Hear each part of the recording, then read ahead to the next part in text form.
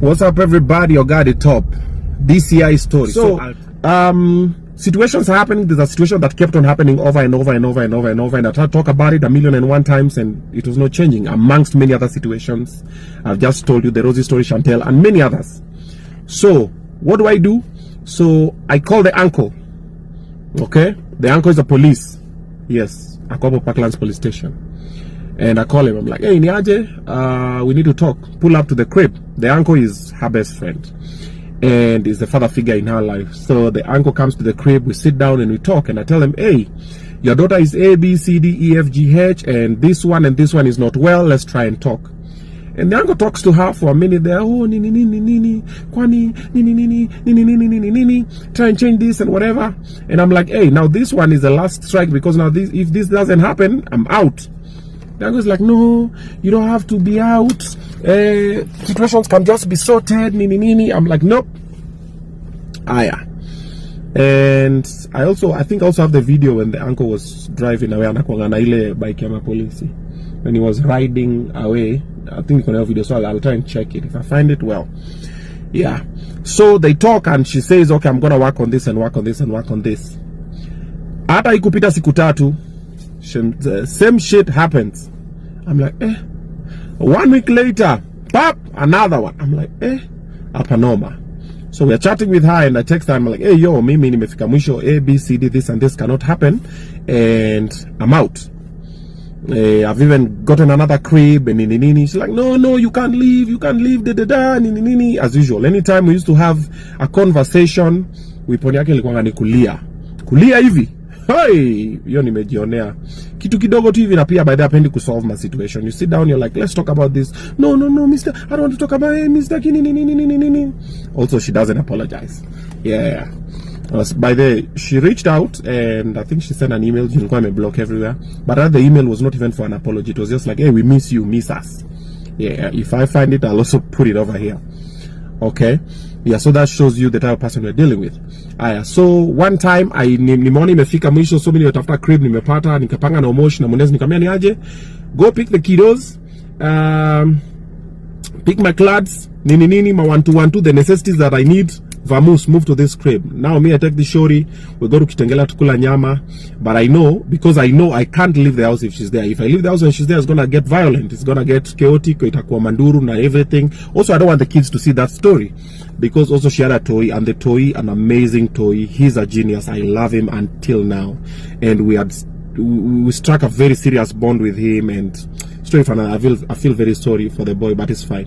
I actually still have his picture with me on my wall. With that boy there. Yeah, it's an amazing boy. Anyway, side story.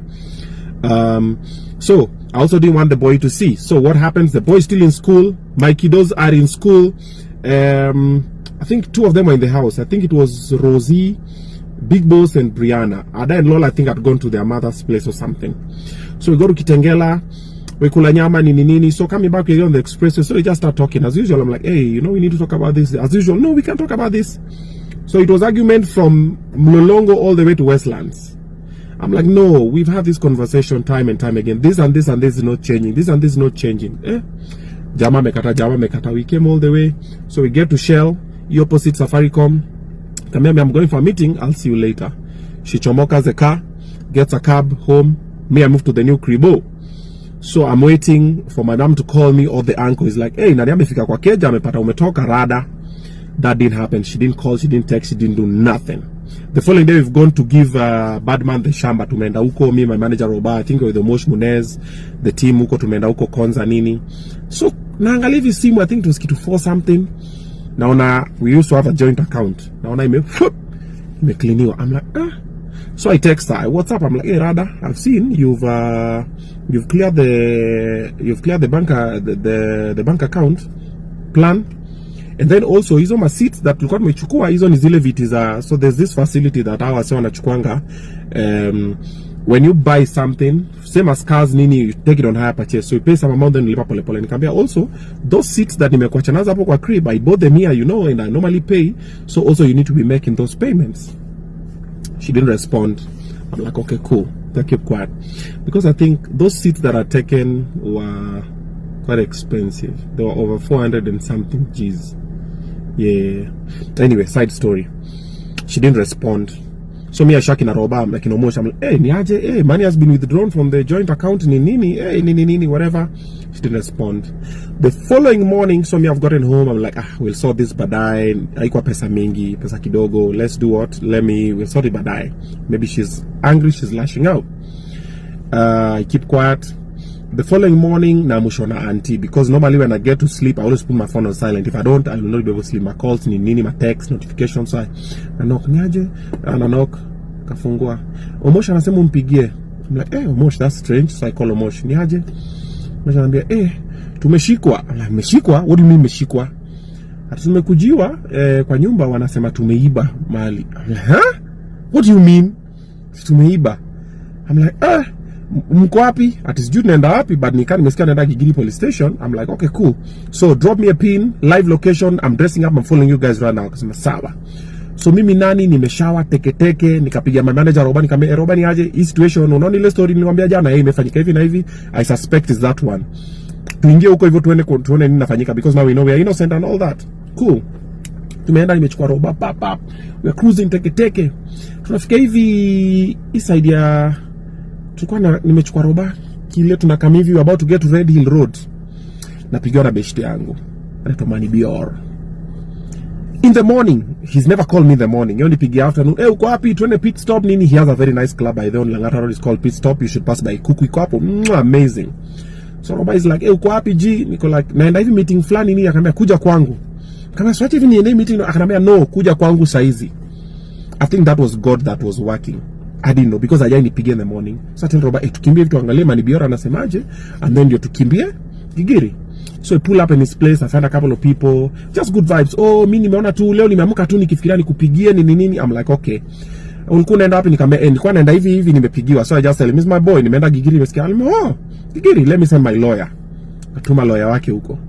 Lawyer kufika napata sasa tumepangiwa. Sasa sisi ni wezi. So Omosh and Munez are unknown people to her, and they went and they robbed the house, they vandalized the place, they beat up the house managers. By the way, tutoka na house manager moja tukacha moja because of the toy. Na hata nilituma Omosh kwa shule kwenda kuchukua mtoi, am drop home nini, because kwa nataka jua what is happening during that time. Okay. Aya. So wamepiga house manager, wamerob hao, wamevandalize nini, wameiba 2.5 million. That was the initial story.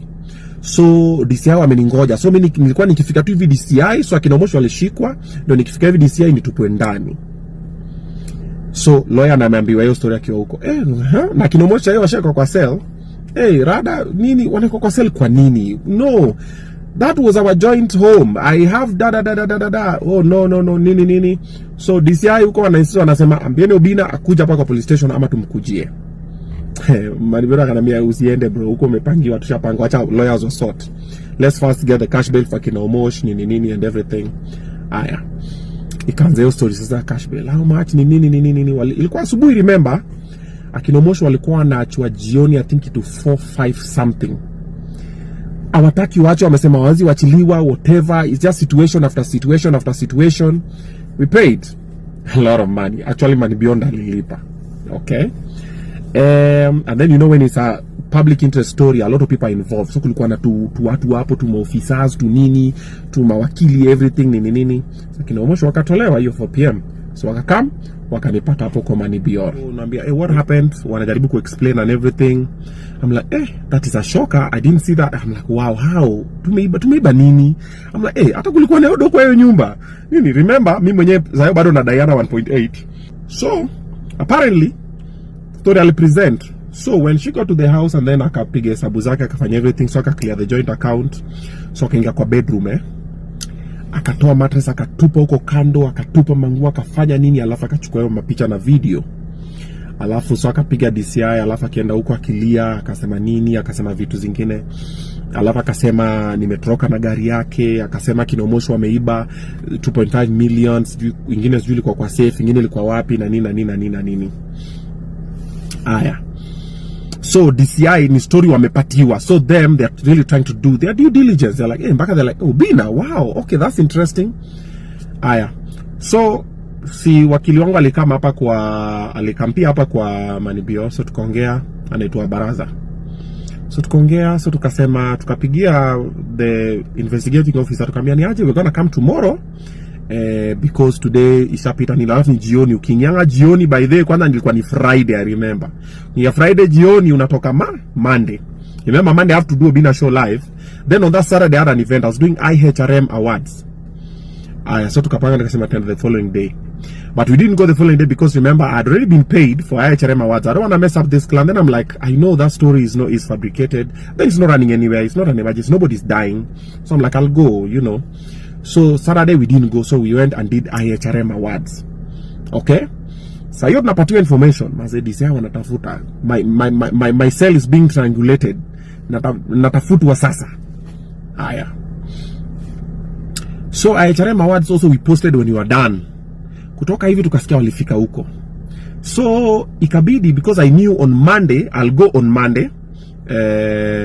So nikasema what we're gonna do is we're gonna shoot on Sunday. Obinna show live on Sundays that air on Monday, because on Monday we can't shoot. Tulijua watakama. Haya. So what happened? So si akina Mnezo wamelilisiwa hiyo Friday kitu 4 PM 5 tumeanza kuongea nini. I think the same evening kitu 8 9. Pap, Cyprian Nyakundi amepost story. I'm like, huh? So I'm reading the story. Akina Manibioro wanaisoma. Omosh is reading. My bro Leslie is reading. Roba is reading. We're like, what? So basically, first ilikuwa Otoedo akina nani washikwe, then akina nani venye wali hawakushikwa, wala mimi sijashikwa bado. So ikakuwa sasa tucheze na CV, tuchome CV. Story imewaka online. I'm like, wow, this is interesting. So my mama ameona, amenicall. My dad ameona, amenicall. Nini? Now, who calls me for this story? Miguna. Actually, I'll need WhatsApp. Which story is this? Call me if you can. So I call him. So I explained to him the story. Is like, that is very malicious. Let me give you my lawyers. So he gives me 2 lawyers. One is called Dudley. The other one is called Kitinya. Okay? Ni wakili wa Miguna. So them plus Baraza. Now I have 3 wakilis plus wakili wawili wa Manibior. So zaidi kuna wakili wangapi? 5. Na mimi niko na evidence kwa karatasi. So I'm like, so first of all, these wakilis look at the story. They're like, this story is not going anywhere. But the damage has already been done. So story imeenda sato, sisi tumefanya event, tumerudi Sunday, tukaenda tukashoot, tukachapa Obinna show live, tukamia magesi ni aje, tumechange date, tukashoot Sunday. So Monday tumeenda sasa, tumefika DCI, tumedonjo, tukaingia na wakili 3. So kufika tukapata tumengojwa. So apparently, you remember when I was at Nani's place, at Manibior's place. So nilikuwa natafuta, because also was it on Saturday, the Saturday, I think it was a Saturday. Also we went there. Kutoka hivi madiseo wakafika, nikapigiwa na Bolo Bespoke. Bolo akanambia, ni aje Obi, DCI wamekama hapa kukutafuta, nyonga simu. So I'm like, Sunday the same thing pia. So phone yangu ilikuwa tuko off, mazeni niko like, man, which nonsense? Why am I running away? But sasa nishambiwa na kina wakili, if you go right now, we have credible information, utakuwa ndani mpaka Monday, because her purpose is just to humiliate you. Her purpose is not even to do whatever, it's humiliation and kuchomea brand CV na picture and everything. Me niko twendeni, like I will go on Monday. So now we went on that Monday. So saa hiyo DCI wameniambia, we were looking for you. We've been looking for you. Ni kiburi. Like, no. That's not the case. We had an event we had to go to. We had been paid. And we are still gonna come anyway. We know what we do, so we can't run away and we are innocent. Aya. So story kanza, we've been told this and this and this and this and this and this and this. Sisi pia tukatoa nini zetu. Did we go there on Monday? We went on Tuesday. I don't remember the day, because also I remember we met with akina Kitinya first, to evidence to the conversation, the payment records, nini kila kitu, even the house renovation records zote niko nazo. Your backyard yote, I'm the one who did that. I put a gym in the rooftop, the paint work, the gypsum, the carpet, nilieka ile carpet ya wall to wall. Okay, all that I did. I have the receipts, man. man. So hizo zote tukazitoa zote, conversation nini. Alafu alienda pia akasema that this car alikuwa amelipa 1 million for this car, this KDP. Nikatoa evidence venye nilimtuma kwa safe, nikamwambia go take this money, I have this money in the safe. Mpaka akaniandikia akaniambia, oh, the one you came with, there is this and this. Nikamwambia go change it into Kenya shillings because in dollars. Change it, it was about 1 point something. Nikamwambia go deposit it in this bank, and nilimtuma. It was my money. Nikatoa hizo evidence zote nini kila kitu. Pia akaambiwa sato yake. So hakuna evidence. Aya, alisema kulikuwa na dokwa hao. Akina Munezo wameiba hiyo 2.5, tena ikachange kwa ni 2 million. Tena ikakuwa waliiba kwa safe, tena ikakuwa hakuiba kwa safe, kulikuwa na 1 million kwa safe, kulikuwa na 1 million kwa closet. Now what you didn't know, when I was leaving that day nikituma Kinomoshi nikamwambia nani mchukue stuff kwa hao, I recorded videos of the closet because nilikuwa Kinomoshi hajui nguo zangu. So nikamwambia chukueni hizi manguo, chukueni hizi. So I had the videos of all the closets. So you're saying there was money in the closet, but I have the video of the closets when I left and there was no money in there. Okay? Aya. So akaambiwa aya, let her evidence. Bro, I can insist. And I bring the evidence that there was 2.5 or 2 million shillings in the house. None. Bring the evidence this guy is yours. None. I can't say, oh, I was manipulated. Nini. Mimi nilidanganywa. Whatever. Ata gari, I was the one buying the car. Then mimi sikujua venye car ilikuwa transferred into nini. Kidogo wacha sasa Mwangi sasa atoke na receipts zake, huyu Mwangi the one who actually sealed this deal for this car. And Mpaps, the former owner of this car is called Mpaps the Don. Na nikiongea baka na Mpaps baka I sent her to Mombasa. Amlipia flight, Gitonga I think alienda by road or something. Akaenda kuinspect gari because I was doing a show somewhere else. Baka akanitumia video akaniambia iko sawa nini. Then later we went. So when we went, CCTV footage ya hiyo showroom iko hapo, the contract, who is buying the car, who is paying, who is the witness, everything. Tukaleta zote. Kena kwa DCI akasema pana, no, me I want this and this and this. Oh, by the way, another stories you patia. You see that morning when the money was withdrawn. The following morning, so my cousin anaitwa Nick, nilikuwa nimempeleka huko achunge mbuzi zetu. We had some goats because every Wednesday we were buying a goat or two because idea ushago kwetu nikibaingi livestock wazi nauliwa, watu kwetu wako hivyo. So I have livestock from different places. Then tukasema nataka kwanza another farm this side, so we started this side ya kwao, and we had bought a bunch of goats and chicken and everything. And so when this happened, the following morning at 5 in the morning, maze kazi nangu aliingiliwa na watu na hizo wamekaa kuchunga sijui asibe mbuzi. I'm like, yo, how will you still even what's yours? By the way, hata hiyo pia niliachana na hiyo makuku na hizo mbuzi niliachana nazo hiyo side nyingine. We start afresh. Anyway, now let's go back to this other story. Okay, so we brought our evidence, akasukuma story maze. Lawyer wake maze anani threaten, maze ananitumia manini. Lawyer wake sijui ni mention jina yake. Yeah, lawyer wake anani-threaten maze anani, can you leave that car in the next available police station? Sijui nini, we are looking for you. Nini anatumia ma threats and everything. I'm just like, this guy. Aya, so alikazana na kesi, akasukuma kesi kenda mpaka kwa ODPP. ODPP akaangalia hivi kesi, akasema this is some bullshit. There was no evidence whatsoever from my end. Mimi niko na evidence zangu zote. Kesi ikakuwa dismissed. Kesi kaambiwa, this case should be closed with no further investigation, whatever. And then anambia beshte zake mastori, but hawaambii ukweli. Anawaambia version yenye ina make akaipoa. Maze ameshika, maze ameenda, amepatana na Betty Charlo is a friend. Ameambia Betty pap. Katafuta Jalas. Akaambia Jalas pap. Maze sasa anatafuta watu sasa, anawaambia sasa. She has a friend who is a lawyer. Wakamwambia, yeah, twende tufanye hivi. So moto inachemuka huku, but anawaambia story ya version yake. So amwambia kina Betty, amwambia kina nani, ametafuta Ambare, amemwambia. It's a clique, they are friends like that. They've known each other for a minute. And then also they are cows, you see. So amwambia maze, so maka Jalasa ananiangalia zile za rada bro. Yeah. And they started looking at me different. They're like, this ninja is a strange fellow. Yeah. And then also, most of the time when normally you find there's a fall off between a lady and a guy, most guys don't talk. And these are the things that are making the suicide rates for men higher. Because men, they always just keep quiet. They'll be told about, you'll see. So normally people see the reaction. They normally don't find out the beginning. Why then Nini? People always see what happened. You see, for example, if a lady goes out today and cries and says, this happened, the man is the one who will be prosecuted. So like my case, she went, three people did whatever, said a story on her side, and I kept quiet, and a lot of people said a lot of things about me. And I'm not even doing this video at it to justify, due to seek for pity. No, mi sitaki advice, sitaki hata huruma. Yangu ilinifunza, and the purpose for this video is just for the other men to learn.